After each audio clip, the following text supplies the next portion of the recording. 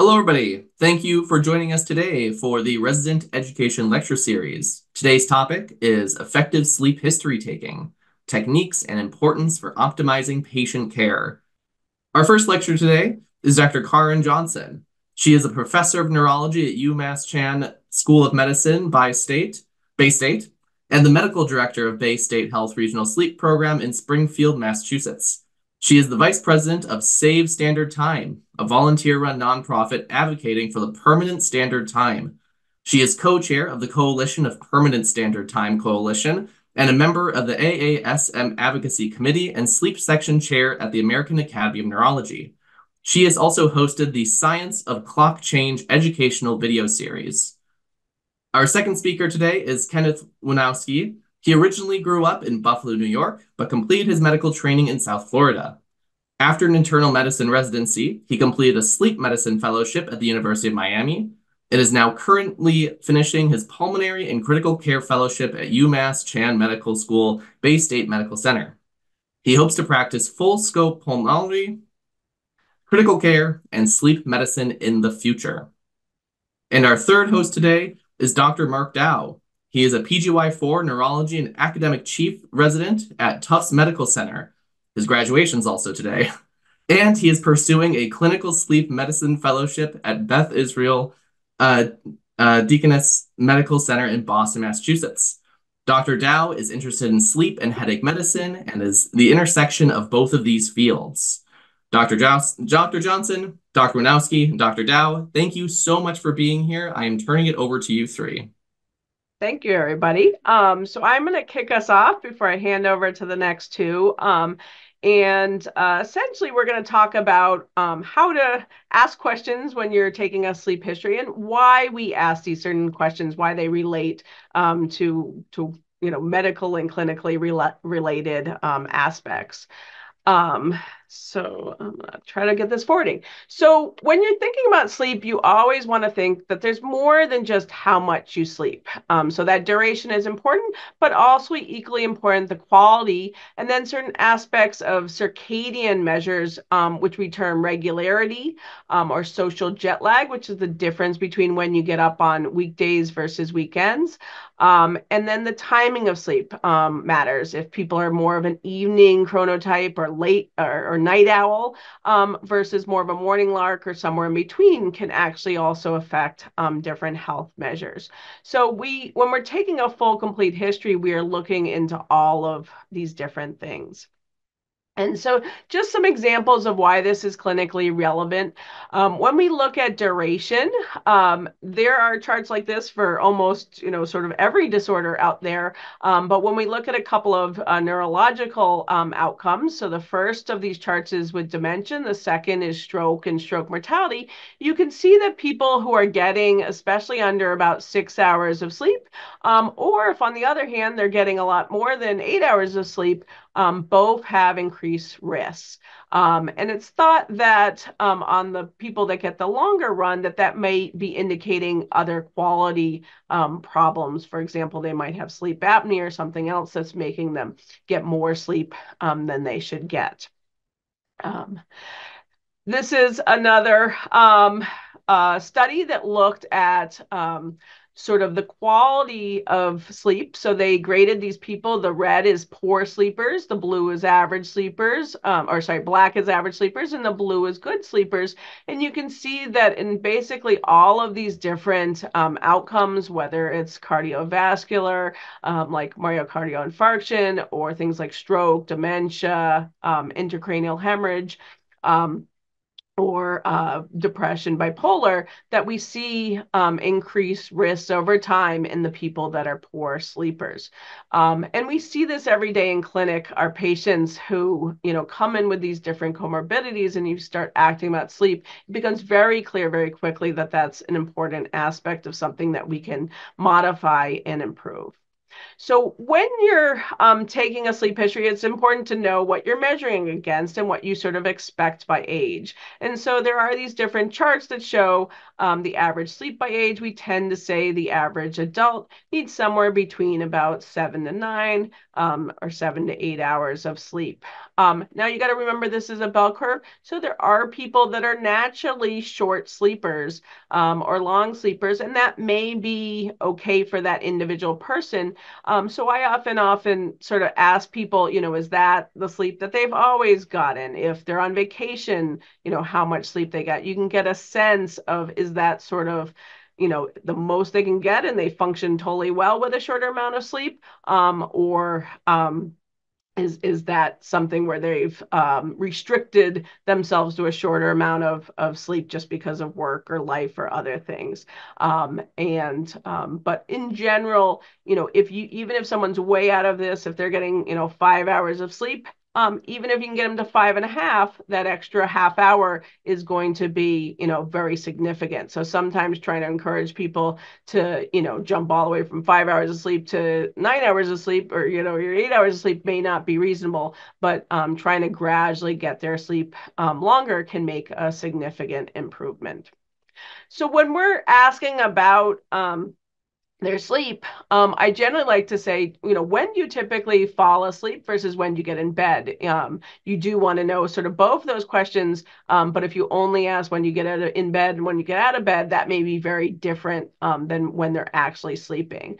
And then the other thing is, if you ask when do you get up, they'll often say, oh, I get up at 2 and I get up at 4. And so you really want to say, well, when do you, get up bed for good, for the night. And then you'll get people that will say, oh, I get up at 7, but then I go back to bed from 9 to 1, so you really need to sort of get that full time that they're sleeping. And you do want to look out for these differences on weekdays and weekends to really get that social jet lag sort of aspect. And that you're going to see the most, especially in your teens and early 20s, but adults can do it too. I often like to ask, how many hours of sleep do you think you get overall, again, versus just that time in bed? How long does it take them to fall asleep? One question I think is really important is how many times you wake up after you've fallen asleep. And I'll ask, what are they doing? Like, how many times do they go to the bathroom? Or if there are other things that are waking them up. And then you want to ask about napping. And some people, you'll say, do you nap? And they'll say no. And then they say, but I fall asleep, on the couch, 5 times. So it's really important to, get in those unintentional naps, which can be sometimes a considerable amount of sleep. And I like to know when that is. The later in the day it is, the more likely it might affect their night's sleep. So again, if they do nap, I'll ask them, do you find on those days that you nap, does it affect your night's sleep? And then most importantly, do all these answers add up? So if they're saying, they're in bed from 8 p.m. to 8 a.m. and they're only getting 5 hours of sleep and they don't wake up at all in the middle of the night, that just doesn't make sense. So if you're getting a discrepancy like that, it's really important to say, okay, you just told me a 12-hour period, but you're only getting 5 hours of sleep. What's happening in the middle there? Because some people have sort of a lot of sleep make misperception, and they might be getting more sleep than they actually realize. It might be poor quality sleep, and what they're telling you is that it's sort of this unrefreshing sleep, but you want to try to sort that out. And then you want to look for other causes of sleep disruption. One thing I learned early, we had originally put on our sleep questionnaire, who do you sleep with? That was a little awkward question. So you want to say more, who do you share a bed with? And you want to not only get those bed partners, but do they have children? Do they have pets? Who else is potentially disturbing their sleep? And then we get a lot of other medical problems, just pain or reflux, heartburn. Where are they sleeping? Are they sleeping on a couch? Are they sleeping, in a living room? things like that that might affect their ability to sleep well. Patients sometimes have to get up to, be caregivers in the middle of the night. Do they find their environment, cool, dark, quiet? Do they feel safe in their environment? I've had patients where there's, gunshots all night outside their door and they're just, that's why they won't sleep. Or, I've had a woman who was scared that her son was gonna, hurt her because he was having a lot of emotional difficulties. So you really trying to, get to all these sort of external causes of sleep disruption is important. And then we want to get to anything else that's going to affect sleep. So are you taking any meds to help you sleep? And then on the opposite, are there meds that you think, that might disturb the sleep that they're using to stay awake? So they're on stimulants or other medications like that. And then not meds necessarily for sleep, but are any of the other meds that people are taking seem to make them sleepy. And then all the other substances that people can put in them, tobacco, alcohol, marijuana. And, I like to ask them, do they think it helps their sleep or worsens their sleep? So some people will very clearly say if they drink alcohol, that they'll fall asleep well, but then they'll wake up, more later. Some people, feel the marijuana really helps their sleep. Other people, it doesn't. So I always like to ask what they think it does in terms of their sleep. And then caffeine, I found people don't always know what has caffeine. So when I'm always asking the question, I'll say, do you drink any caffeine? And then I'll list out like coffee, tea, soda, energy drinks. I had one person drink 2 liters of diet Coke every day, and she didn't think it was caffeinated because it was diet. And so she had no clue that she was putting in that much caffeine in her body. And then similarly, I like to ask sort of what people think about their caffeine. Do they feel like they need it to stay awake, or they just kind of like it? And some people say, oh, I have it right before bed and it helps me go to sleep. So what is their impression of, how it affects their sleep? Um, when you get into insomnia, you want to sort of define, is it a more acute insomnia? So how long has this been going on? And especially for people like chronic insomnia, I try to take them back to, okay, before you had difficulty sleeping, what was your sleep like? I want to get a sense, were they more of a night owl? Were they more of a regular schedule? Did they have shift work or something like that that screwed up their sleep? Were they someone who never got, more than 5 hours of sleep? Probably, they're not going to go back to, being an 8-hour sleeper if they never, were that long and before. So I think that really sense of, what their sleep was like when they thought they slept better is a really good start. And then I try to get for any initial triggers. A lot of people have, life events or stressors or something that sort of was the start to the insomnia. Now that can often change over time, but getting a sense of what happened at the beginning can really be important. Similarly, for what happened at the beginning, were there any new medications? So, not only things like alcohol and nicotine, but a lot of medications, especially a lot of the antihypertensives, some of the asthma meds, decongestants, things like, thyroid hormones. There are a lot of meds out there that can potentially affect sleep. And sometimes, you don't really know until you kind of do a trial of can they stop it or and restart it and see if that correlates with that. And then, if someone really is struggling with chronic insomnia, now you're starting to get into, is this sort of what type of insomnia, what could be causing it? And a lot of times we have what's called psychophysiological insomnia. So your thoughts and worries are sort of keeping you up. And so a lot of what we try to do is work on some of the sort of behavioral approaches to improving their insomnia. So it's really important to ask them a lot about sort of their bedtime routines, what they're doing as related to electronics at night. Clock watching is a big one. again, sometimes just looking at the clock in the middle of the night gets people, annoyed that they're up. I tell people it's normal to wake up, and roll back over, and you might not remember that awakening the next morning, but if you look at that clock, see what time it is, then you remember it, and you get more awake and aroused. So putting that clock away is really important. On the other hand, you don't want to have to be worried about what time it is when you oversleep, so we really encourage people to set an alarm in the morning. And then what do people do if they can't sleep? Do they just lie in bed? Do they get out? Are they playing with their phone? What are they doing? And then again, if they stay in bed? Do they get out of bed? Do they already trying to use any relaxation or meditation techniques? If they're reading, are they reading sort of a regular book or an ebook? Is it one of the backlit ones, which is going to be more disruptive than something that doesn't have as much light? So that's where I'm going to leave off, and I'm going to hand over to Dr. Wojnowski to talk a little about delayed sleep phase. Thank you, Dr. Johnson. So the next category of sleep disorders that are a fairly common presentation for patients with insomnia are circadian rhythm disorders. Delayed sleep phase syndrome is the classic night owl. It's mostly seen in the early teenage years and in young adults, but it can persist throughout adulthood. Most of these patients will have difficulty falling asleep on time, so it's important to ask if they would have what we would call sleep onset insomnia. Classically, these are the patients that try to go to bed at 10 o'clock, but are not falling asleep till around midnight or 1 a.m. even. On their free days, it's important to also ask, if you were on vacation and you had no schedule, what time would you go to sleep? Would you prefer to go to sleep at 1 a.m. and sleep till 10 a.m.?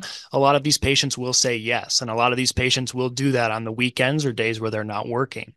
Are they able to get a normal amount of sleep on those free days? So if these patients have a 9 to 5 job where they have to wake up earlier than their desired time, their sleep is going to be shortened during the week. But on the weekends or on vacation, they're able to get 8 hours of sleep and they will feel more rested. So do they feel better on free days is an important question to ask. The typical time that they fall asleep, like Dr. Johnson said, is different than the time that they will get in bed. So that's an important distinction to make. And then what is the latest they sleep until? Obviously, this will be different if they have a job that requires them to wake up early during the week, and it'll be different on the weekend.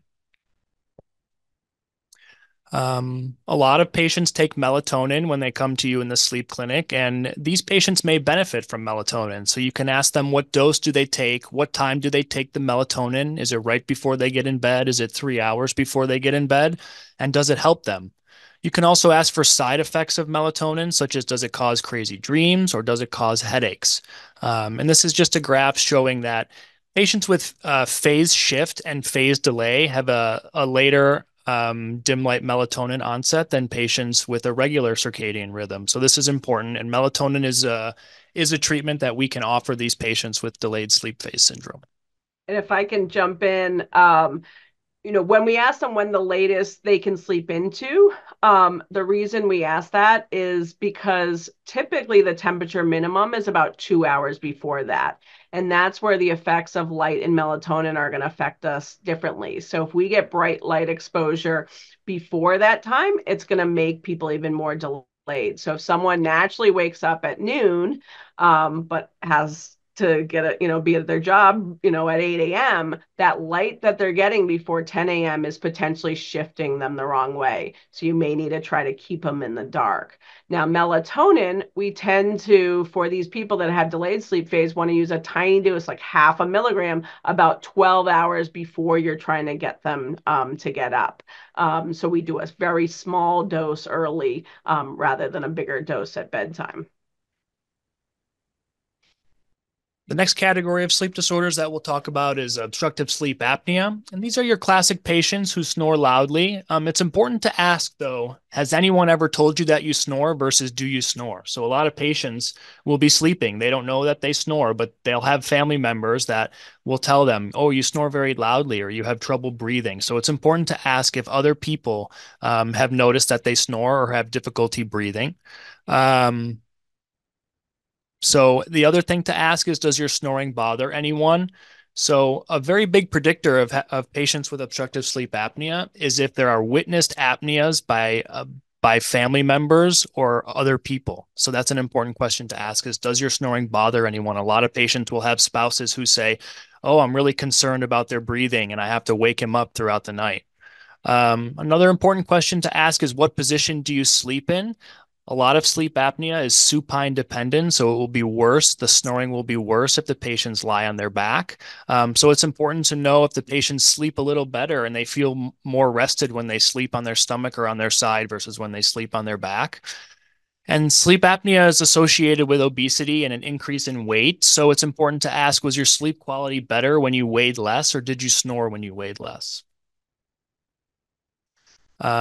Waking up, gasping, or choking can be a predictor of sleep apnea. So it's important to ask patients if they wake gasping or choking.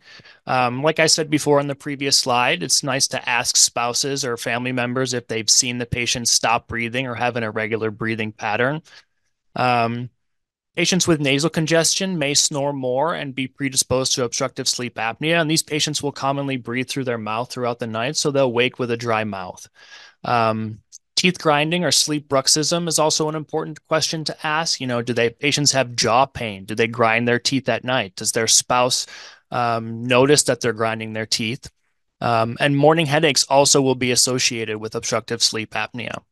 A bicarbonate level greater than 27 may be related to sleep-related hypoventilation. So it's important to ask about recent blood work, or if the patient's unaware, it would be reasonable to check the chart for a recent basic metabolic panel to check serum bicarbonate levels. And so I'd like to just add that, while, especially if we do snore and have those witness apneas, that makes it, much more likely of sleep apnea. We do see a lot of patients who don't snore or don't snore very loudly at all, more likely women and things. So certainly if you aren't getting that history, it does not exclude sleep apnea. And things like the bicarb level can be very important when you're deciding what testing to do. If we think there's things more than just sleep apnea going on, that might lead us towards wanting to order an in-lab test, versus if we're kind of looking for straightforward sleep apnea, a lot of people can benefit from just a home sleep study. So that's where some of these elements can kind of go into our clinical decision making. There are some physical exam findings that can be suggestive of OSA. So the first image in the top left, you'll see a crowded oropharynx. This is probably suggestive of a Mallampati score of 4, and you can also see scalloped ridges on the side of the tongue. This suggests that they have a crowded oropharynx and would be more predisposed to obstructive events at nighttime. A large neck greater than 16 inches also suggests OSA. Large tonsils as well. Obesity, high arched palate, having a small chin or retrognathia, and also having a deviated septum will all be physical exam findings suggestive of OSA. And patients with hypertension, that's associated with obstructive sleep apnea as well. So that's more of a clinical history, not necessarily a physical exam finding, but it can be suggestive that there's an underlying sleep disorder if the history suggests. This is the STOP-BANG score, which will assess the risk for having underlying sleep apnea. There are eight different criteria for the STOP-BANG score. So one would be, do you snore loudly, loud enough to be heard through closed doors or your bed partner to hear it? Do you feel tired, fatigued, or sleepy during the daytime? Has anyone observed you stop breathing or choke or gasp during your sleep? Do you have hypertension? A BMI greater than 35? Age older than 50, large neck size, like we said on the previous slides, 16 inches or greater, and male gender also predisposes or at least has a higher risk for having OSA. So low risk on a STOP-BANG score will be a score of 0 to 2. Intermediate risk for OSA has a score of 3 to 4, and then high risk for having underlying OSA is a STOP-BANG score of 5 to 8. You have the next two slides. So fatigue and sleepiness is also important to ask for. So do you feel refreshed when you wake in the morning? Do you generally feel awake and alert in the day? Do you feel tired or fatigued throughout the day? And do you feel more sleepy or fatigued? So it's important to ask this because this will also guide treatment if they have underlying OSA. You know, there is some suggestion that if you have mild OSA and you're not phenotypically sleepy, do these patients need to be treated aggressively? So there is some gray area in that specific population. And I'd like to bring up, women especially more often complain of fatigue than necessarily sleepiness. But it can still be, very debilitating. We got a lot of people who, go get all these workups and looking for their thyroid problems, looking for all these problems, and it's this fatigue that's caused by their sleep problems. So even if it's not officially sleepiness, it can still be very effective on their quality of life. And then the benefits of treatment of obstructive sleep apnea, are pretty great. So it can decrease mortality, more specifically in the severe OSA population. It can increase stroke recovery or improve stroke recovery, can decrease the risk of stroke or TIA. It's been proven to improve outcomes in congestive heart failure, coronary artery disease, atrial fibrillation. It can decrease the incidence of new onset or recurrent atrial fibrillation, can decrease healthcare utilization, mostly in patients with cardiovascular comorbidities, can decrease your risk of dementia, mood disorders, progression to diabetes, and then excessive daytime sleepiness. It can improve, which can also be seen with less motor vehicle accidents and other workplace accidents that are related to sleepiness. And it can also improve blood pressure. So the benefits of treatment of obstructive sleep apnea, and most importantly, early recognition of obstructive sleep apnea, the benefits are great. And the four on the green side of the chart are ones that have been proven in randomized control trials, where the other ones in the pink section have been shown in different non-randomized control trials. We do still need more data, which is a little hard to do with sleep apnea treatment to get populations big enough, but we're working on it. So I think we're passing off to Mark. Thank you, Dr. Borjanowski. So I was gonna go over like three different topics. The first one would be like, the central disorders of hypersomnia, and then we're gonna also talk about the movement disorders related to sleep as well as parasomnias. For the first part regarding the central disorders of hypersomnia, two of the common disorders would be like narcolepsy and idiopathic hypersomnia. And before we jump into what the cause of the hypersomnia is, we need to establish that the patient does have hypersomnia. So if we can move to the next slide. We want to look at like how does sleepiness impact their functioning. So we want to establish that the patient is sleepy, and for that we do have like some scales, and it's very important also to differentiate between like sleepiness and fatigue also as well. Like, are you sleepy? Like, do you have the urge to go to like do you have the urge to fall asleep or to close your eyes and take a nap? And you want to see like how does it impact their functioning? Like what time of the day do they have the most difficulty? Like, is it only in the morning? Do they have to, like take a nap in the afternoon or at specific times? And if they're working, does it affect their work, their concentration? Does it affect their driving? Have they ever fallen asleep at the wheel? And this is also very important as well. Does it affect their memory, their concentration, their relationships? That's also sometimes that it's also important because that can be like a motivation for them to like seek treatment as well. And then does it affect their mood, or are they more irritable because of their difficulty staying awake during the day? And then, as we're going to see on the next slide, we're going to go over the sleepiness scale, which is the Epworth Sleepiness Scale, which is a series of 8 questions, and it's important to give it like a time frame. So when you're going over the scale with your patients, important to tell them like, we're over the past couple of weeks, over the past month, like how would you answer these questions? And it's very important to, like, if they tell you, like a lot of the times they tell you like, oh, I would never be in this situation. So like imagine if you were in this situation, kind of like if they put themselves in this theoretical situation, what are the chances of them falling asleep or dozing off? And then you can start by, instead of, if it's hard for them to give you like a score, you can start by telling them like, hey, tell me if it's like a 0 chance, like minimum chance, like high chance, for example. Then you can look into the scoring afterwards. And once you get the score, like the total score, like a score of like above 15 should raise a red flag about like excessive daytime sleepiness. But it's also important, like I think like one thing I've noticed in the clinical setting, there's also some cultural like component to it. Like some cultures, they tend to always like underscore, because like, and like they always need, like maybe like in their culture, or like it's not look, it doesn't look good for them to like take naps or feel sleepy, etc. So, and some people tend to overscore. So it's not always, it's not like a clear like black or white, but it's like a good, it's a good tool to have, especially when you follow patients over time. You can have like an objective data for the same patient, like this, to show them that is the treatment you're doing helping or not.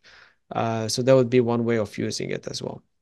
And I just add, a score of 10 and higher is usually considered abnormal, but if you are seeing those scores above 15 or higher, that's very rare. So that should really make you think, is this narcolepsy? Is this something, more? And then, if you're thinking about it with like sleep apnea, there's a lot of people where the Epworth is negative. So this certainly does not exclude, sleep disorders, but a low one would make something like narcolepsy very unlikely. And speaking of narcolepsy, we're gonna go over the narcolepsy and idiopathic hypersomnia as the two like flagship disorders. However, just keep in mind that most of the time, like the most common cause of excessive daytime sleepiness is lack of sleep or insufficient sleep. So and that's why it's very important to go over the sleep history, as we did earlier in the talk. For the narcolepsy, it's a rare neurological disorder, and we divide it into two different types, so type 1 and type 2, that we're gonna look at both of them quickly, although that's not like the goal of the talk. And then it could be a primary or secondary like cause of the disease. The primary is like an idiopathic due to the primary dysfunction of the hypothalamic area, and secondary would be secondary to usually like older population, due to like trauma, malignancy, infection, or like a demyelinating disease disorder, like an inflammation type of cause. And usually it presents with clinically with severe and overwhelming urge to sleep, and sometimes people are unable to fight it, and they need to go and take naps. And what happens is, when they do take naps, usually they do feel refreshed afterwards. And then you also want to look at the intrusion of REM sleep into the wake periods, and that's why we ask patients about cataplexy, which we're gonna talk about in a second, like some hallucinations, either when they're going to sleep, like the hypnagogic or hypnopompic, when they're waking up, they have any hallucinations, and episodes of sleep paralysis. So the important questions to ask in narcolepsy, if we can move to the next slide, is like you want to start asking about, like, when did you first start having symptoms, like having like over sleepiness. And it's also important to see also if there's like any family history as well of that, like is like parents, mom, dad, other siblings, do they tend to fall asleep in classes, and does it happen like in classes, like also on the weekends, like on, to also see if this is like something like almost like if it's like in a specific setting, or is it in all settings. And if you want to ask about the cataplexy, it's very important to note that cataplexy, it's a spectrum. So it's not only like they fall and lose complete control of their body. It could be a focal loss, like a partial cataplexy, or focal loss of muscle tone. So it could be like as easy as like as small as like a head drop, or like knee buckle, like hand, like they drop things out of their hands. And it's usually in response to a strong emotion or excitement, most commonly in the setting of laughter. And then you want to ask them about like sleep paralysis. And usually a lot of people, when they the way you like, if they've had it, they're gonna know about it, because it's usually a very scary experience. And then a lot of the patients, they describe like having some furry animals on their chest, or something like sitting there, like a rat or something. So, and it usually lasts for like a few minutes and goes away afterwards. And then the thinking of moving sometimes, or someone touching them, can kind of like gets them out of it. And you want to ask them about hallucinations, either like when they're about to fall asleep, or when they're waking up. And then you'd ask them if they dream in short naps. And that's one of the markers of like people getting quickly into REM, and this is one of the markers of narcolepsy that we can look for in sleep studies and MSLTs. The next slide, we're going to be talking Or about. can I just add, so just Sure. about the age, most people with narcolepsy present in their teens to early 20s. So if you're getting a 50-year-old coming in with sleepiness, much less likely that's going to be narcolepsy, although it is possible. And the hypnagogic hallucinations are really the one is most characteristic of narcolepsy. You can get quite a few people who wake up with vivid dreams, and that's less specific.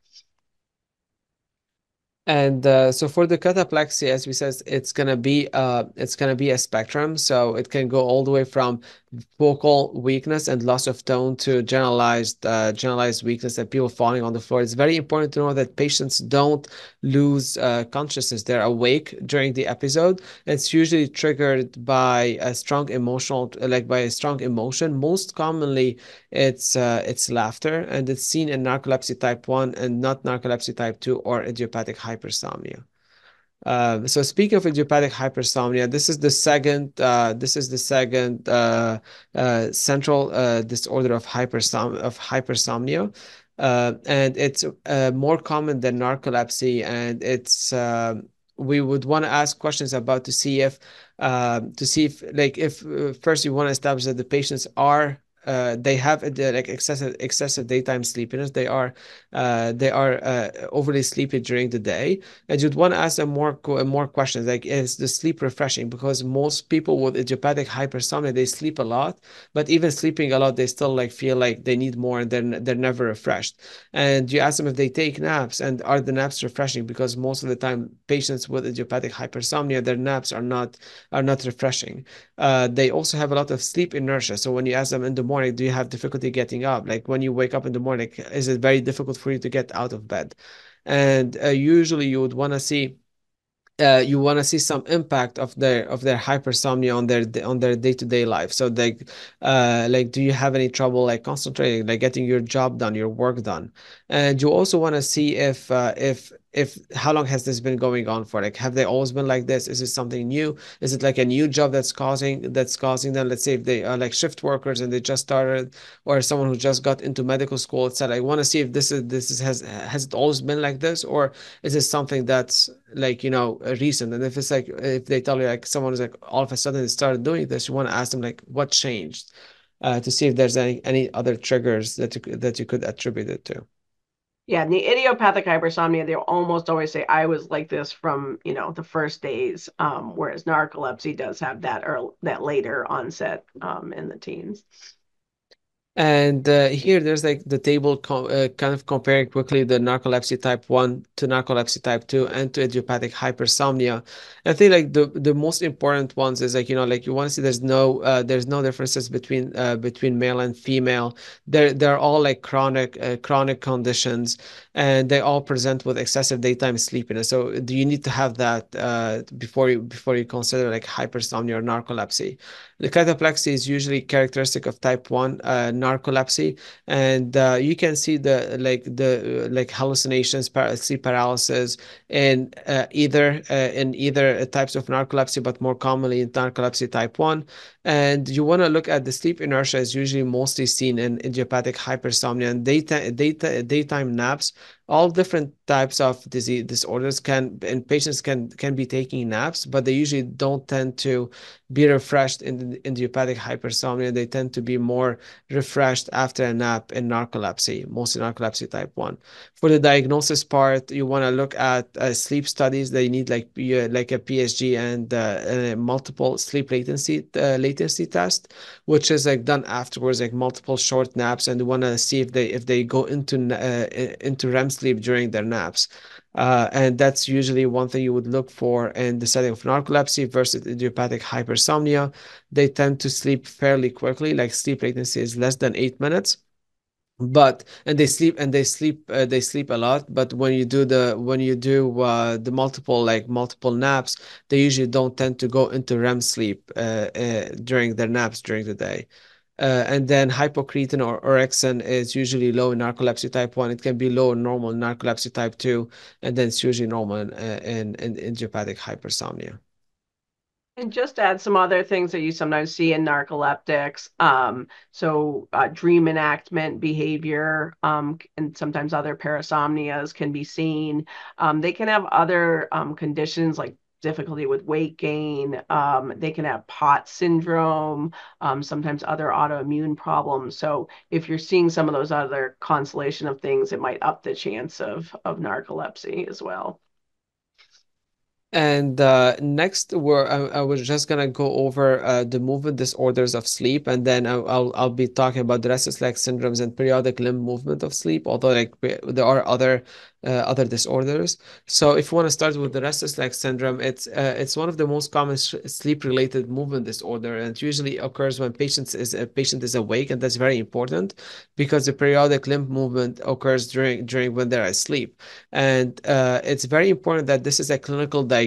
You don't need a sleep study to diagnose restless leg syndrome. It's like all based on like the history taking. So usually what you would want to ask patients are they do they need to move their legs? Do they have any abnormal feelings, usually creepy crawly feelings in their legs? And do they get better when they move their legs? And this is like usually the primary symptom in restless leg syndrome. Although it says it has legs in it, like usually 25 to 50% of the cases, it can also affect the arms. And you'd want to also ask about their diet, about their to see if they are eating food that's not iron rich. Are they at risk of iron deficiency? Like pregnancy, you want to ask about it. Other medical problems, chronic renal failure is also frequently associated with RLS.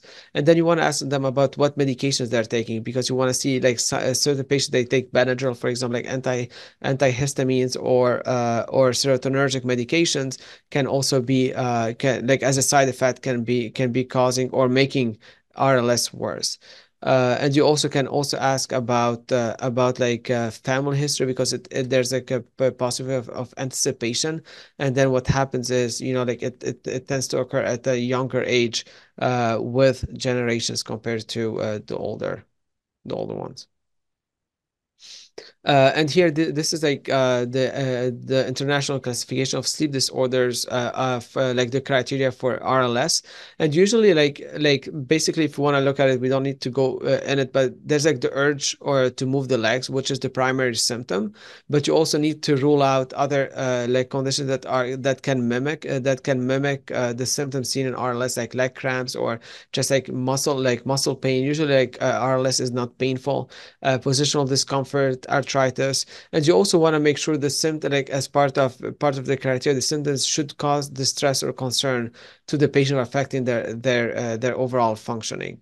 So just to go back to the questions, you like with one way you can phrase it, like do you get an urge to move your legs, like any creepy crawly feeling? Does moving your legs like temporarily like make the feelings go away? And you want to see if it's worse in the evening or with rest, because it tends to occur more like towards the end of the day. And this is like usually like a helpful mnemonic. It's urge to move, rest induce, gets better with activity, and evening and night worsening. I just want to point out that circadian aspect of worse in the evenings is a key differential in what makes this a sleep disorder. It really has a circadian pattern to it, and you want to really look for it. That's what can differentiate this from a neuropathy, because almost everything gets worse with rest. But if they sit down in the day and they don't get it, but they sit down at night and they get it, that's going to point you more towards restless legs as a diagnosis.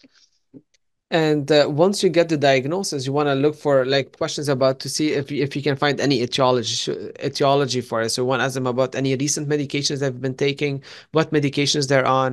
You want to ask them if they have like heavy periods for females. Do they donate blood, and how often do they do that? Have they had like their screen colonoscopy? Like, because like if you do find like iron deficiency anemia in a 55-year-old man, you don't just treat them with like iron. You want to ask them about to see what the cause of their iron deficiency anemia is. And you want to ask them if they've taken iron before. A lot of people do take over-the-counter vitamins and supplements. Have they tolerated that can be helpful in deciding on what formulation to put them on, PO versus IV. And you would want to ask them how would they take their iron, because sometimes taking it with the vitamin C or calcium that can improve the absorption of it too. And then you can also look at the diet, because there are other like iron rich food that you can recommend to your patients as well.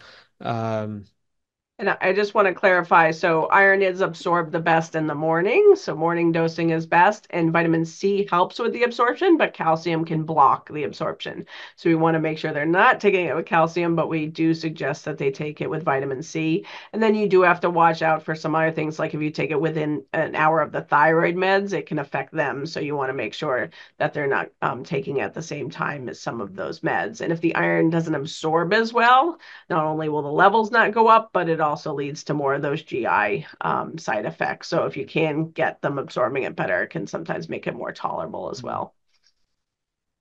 And next would be the periodic limb movement of sleep. So that's like another movement disorder of sleep.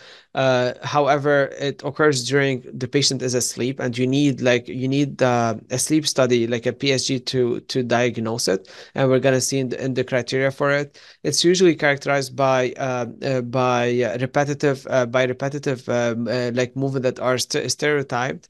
They should occur frequently, like 5 for children, more than 15 per hour for adults, and it needs to be causing some significant sleep disturbance and causing like microarousals or affecting the patient's sleep, and they should also be affecting their daytime functioning. And you also want to look for other causes that could be like, it should not be explained by other causes. So they want to look for like other like medical disorders or mental disorders that could be associated with periodic limb movement. And it's usually it can also be seen with other sleep disorders such as like narcolepsy. Like RLS can also have like a comorbid PLMD as well, like the diagnosis, as well as like obstructive sleep apnea and REM behavioral disorder. So that was for the movement disorder And I'll part. just add the same things we look for restless legs, like the low iron, the medications can basically all play into the into this. So you want to make sure that ferritin level is above 75 and look for those meds. Sleep apnea can be a cause of the leg movements, and it can also worsen restless legs. So making sure that's under control is very important as well. And finally, the last part would be like about the parasomnias. Like there's like 3 different groups of parasomnias. You have like the parasomnias in the non-REM sleep, the parasomnias in the REM sleep, and then the other parasomnias like like sleep in enuresis or sleep-related eating disorders that we're not gonna be going into. So for the REM versus non-REM parasomnias, usually the non-REM parasomnias occur during the first third of the night, when people like during like N2 and 3 stages of sleep, people are not aware, or they don't recall them. And there's usually a common family history, and people tend to outgrow them. But you're like, oh, my dad was a sleepwalker, my mom was. And then when you wake them up from it, usually patients are not aware, they're confused, and they don't recall what was going on. The REM sleep parasomnias tend to occur during REM sleep towards the second half of the night. They usually more violent, because like people like it would be like during the phase where they would be sleeping, and then usually like they have good recall when you wake them up after the event. And usually it's not related with not commonly with like family history, and then it can occur more commonly in older patients, especially with like REM behavioral disorder, that can be associated with or kind of like a precursor for other neurodegenerative disorders such as like Parkinson's or other alpha synucleinopathies. So and if in the next slide we can see like other differentials for like non-REM and REM parasomnias. You want to also keep in mind that nocturnal seizures should be on the differential, as well as psychogenic events. And that's why for the diagnosis of like, if you want to diagnose of like parasomnias, you also need patients to come in for like an in-lab sleep study so you can see them on video. You can also see the EEG during the time. For the nocturnal seizures, they tend to occur at any time during the night. They're not related like to a specific part of the night. and they're usually stereotypical events most of the time, and the stereotypical movements, and you would want to see like changes usually on the EEG. The psychogenic events can occur at any time. They're usually non-stereotypical. They're usually no pattern to it, and then they can occur. They usually occur from like awake sleep, and then if that's the case, you want to look at what the cause of it could be, because a lot of the times you can look for like any history of trauma, depression, other also psych disorders. For the non-REM and REM, we talked about it. I'm not gonna go over it. For the RBD diagnosis, which is the REM behavioral disorder, if you want to ask one question, it would be, like, do you tend to have you ever been told to or suspected that you act your dreams while asleep? So you want to ask specifically, and they might not be aware of it. The family can be aware of it, like a sleep, like a bed partner. They would be like acting their sleep, like punching, flailing their arms, doing more complex movements. A lot of the times, like people can be, it can be very violent the way like they would be jumping out of bed, hurting themselves, breaking the table. I had a patient who had like a bruise of like, and then he would tell like, yeah, like I jump out of bed, but it can be to the point where they can really hurt themselves or hurt someone next. It's not specific, and kicking is not specific because it can be due to other disorders. And then you want to ask them, like, when this happens, do you recall like having a dream, or like when this happened? And you want to ask them about what medications they're on. Like ask them about are you on any antidepressants? Are you on any of the Z drugs, and like Zolpidem, for example. And then you would want to ask them if they've ever tried melatonin, because melatonin is one of the treatments for REM behavioral disorder.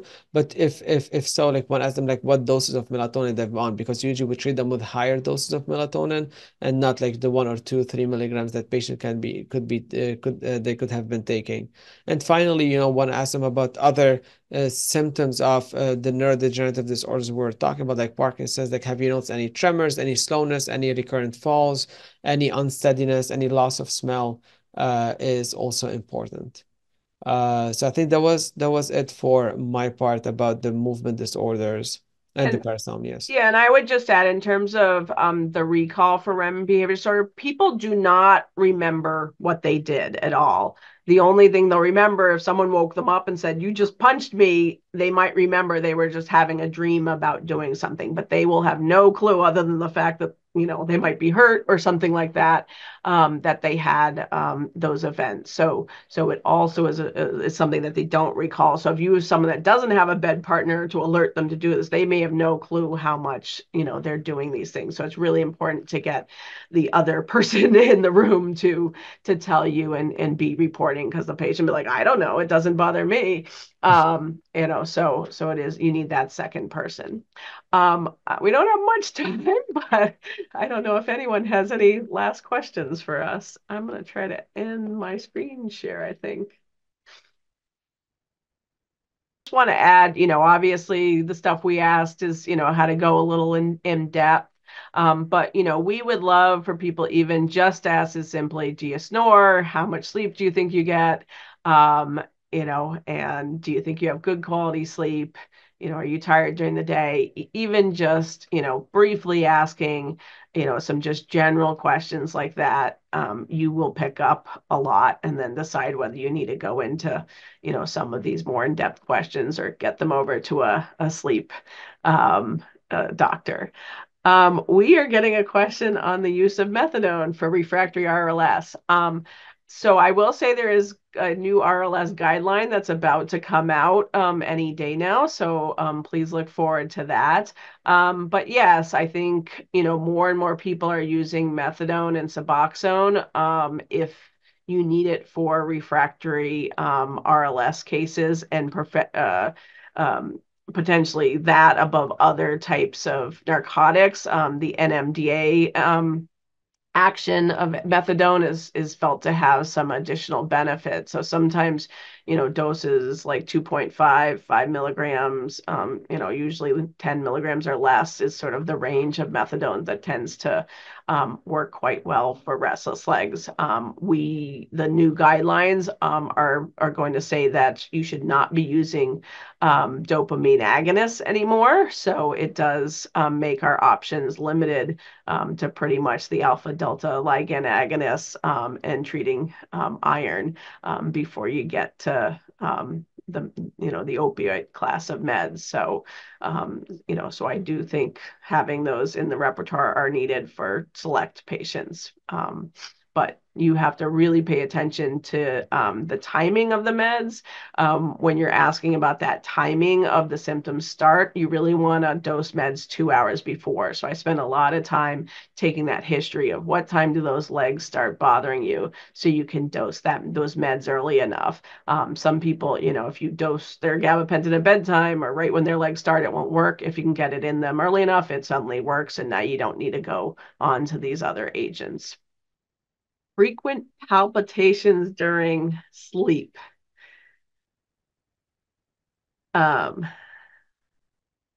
So, I guess, that's not any particular sleep disorder. Certainly, if someone's getting palpitations during the sleep, they might need something like a Holter monitor or further, evaluation to see if there's some cardiac issue. Certainly, possibly could be a sign of sleep apnea. I won't say it's the most common. Do either of you have any additions to that, Dr. Moshinsky? Like because obstructive sleep apnea is like a very high risk for atrial fibrillation. So I think these type of patients, maybe they would definitely need like an in-lab sleep study, if anything. So you can also have like the EKG strip.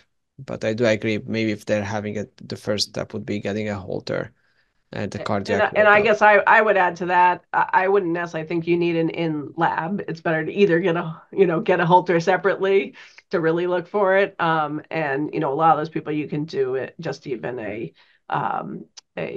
home study. But yes, you could get the one channel of EKG that you might be able to correlate a little bit more, but it's still not a total optimal test. So if you're just looking for sleep apnea, you could do either type of sleep study.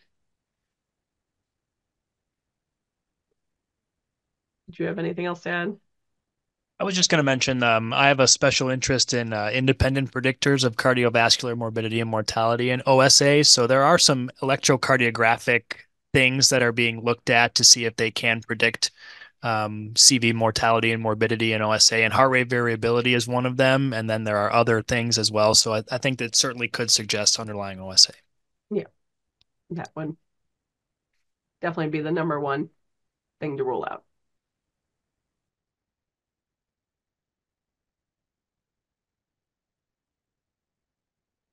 Any last thoughts from either of you about history taking, or you want to add?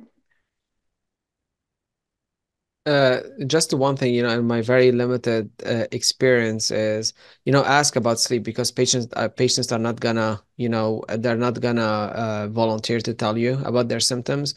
And a lot of the times people are afraid of the CPAP, or afraid, like, they would keep it to themselves because they're afraid of what the treatment could be. And a lot of the times, it could be like taboo, or they could be ashamed of it, or so if you don't ask, they're not gonna volunteer. So always, if you asked every patient you see in the clinic, you'd be surprised of how many have actually sleep difficulties and sleep problems. Yeah, and I think that's super important comment. And on the flip side of it, if people go, oh, I'd never use CPAP, if you have that still really high suspicion, sometimes say, well, let's, get a test, let's see what you have, then we can, discuss whether or not to do something about it. But, we can't address it unless we, sort of know what we're dealing with. And there are, lots of different treatment options we potentially have for different people. So thank you everyone for joining us today for our lecture. Dr. Johnson, Dr. Wojnowski, Dr. Dow, it's fantastic having you here. And we will see this on YouTube. So thank you so much, everyone. Have a wonderful day.